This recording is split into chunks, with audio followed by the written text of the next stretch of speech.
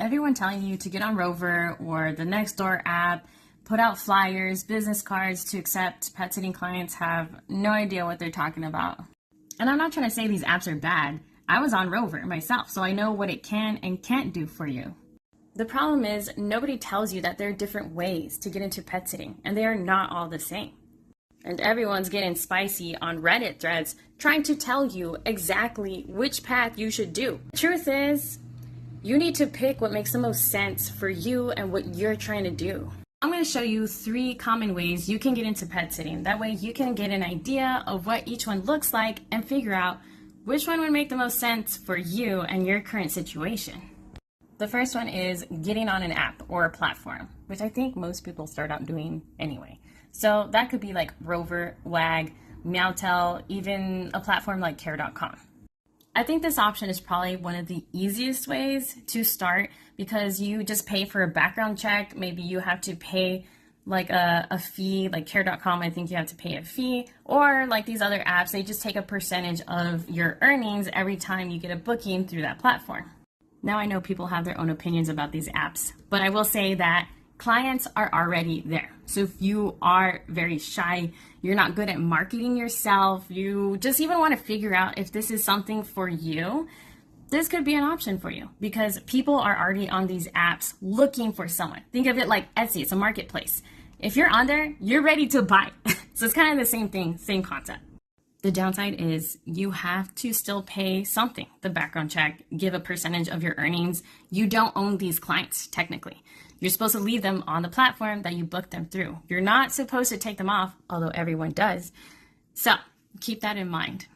And even if this is an easy way to get into it, this doesn't mean you should take it any less serious. You are handling people's family members. So keep that in mind. If you are not ready to start pet sitting, maybe you should think about getting some training, volunteering somewhere, just get more experience handling, and also check what is covered by these platforms. You'll see a lot of gaps. So you should consider getting your own coverage, insurance coverage. That way, if anything goes wrong, you are protected and you can handle that situation. The second option would be to just join a local pet sitting company.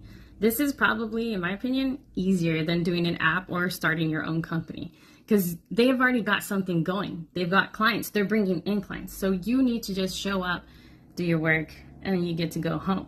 You don't have to worry about getting clients, scheduling, invoicing, all these things.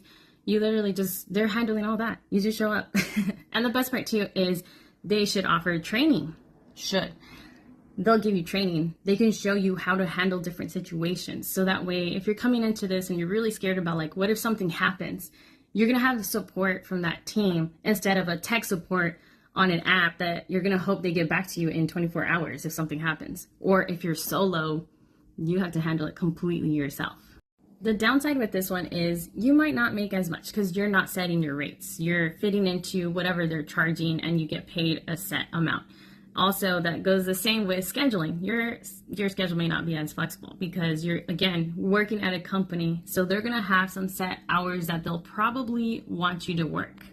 And even if you go this route, I would still check what coverage they provide because there might be gaps still. You may decide to get additional coverage for yourself. So just double check and always ask them what gets covered. Now the third option, you go completely solo and you decide to set up an LLC. Well, you probably should to protect yourself, but you set up your own company or just going solo. This is the highest earning potential because there's no platform taking a cut. You're not stuck to a paycheck. You make your own schedule. Like you're setting everything. You decide it. You are your own boss, which can be really good or really bad. You're a full-on business owner. That means you set your own rates. You set your own schedule. You get your own clients. You're going to have to set up a website. You might get into branding. There's a lot of things to consider when you go the business route. Not that the other options, like when you get on an app, you are still a solo contractor, meaning you are a business owner technically still. So it just depends like what level you're comfortable with. So are you okay with marketing yourself? Are you going to set up like a Google business profile? Are you going to market on Facebook? Or, how are you going to bring in clients? You're going to have to figure out your rates. Are you good with figuring out pricing? Are you good with coming up with contracts? Because you're going to need contracts to set up with your clients. There's a lot of things you're going to have to go through, which once you get through it, you can just reuse some of these templates and then customize them based on your client's needs. It's a lot of work. And it's probably going to cost a lot more starting out, because if you're setting up websites, you're marketing, if you decide to do ads even, you're printing out flyers, maybe business cards, and also, not to mention, you need insurance. Like this one for sure, you should definitely get insurance. But there's a lot of more hidden costs that creep up with this one that you need to be ready for from the start. Like these other options, I feel like you can get by with less than 200, but this one could be a little bit more. So if you're not ready to invest that much starting out, you're not even sure you like this, I would not do this right off the bat. That's just me. So before you download an app, you form a company, you go with what someone told you to do on Reddit, just think about where you're at right now. What are you willing or able to do before you start chasing these things? Think about it a little bit more and then decide which one makes the most sense for you right now. And also, you don't have to be stuck to that one path. If you decide to get on an app first and then you get a feel for it and you're like, hey, actually, this went really well for me, I want to start solo. I'm going to go for my LLC today. You can always change that path. You don't need to stay stuck to it forever.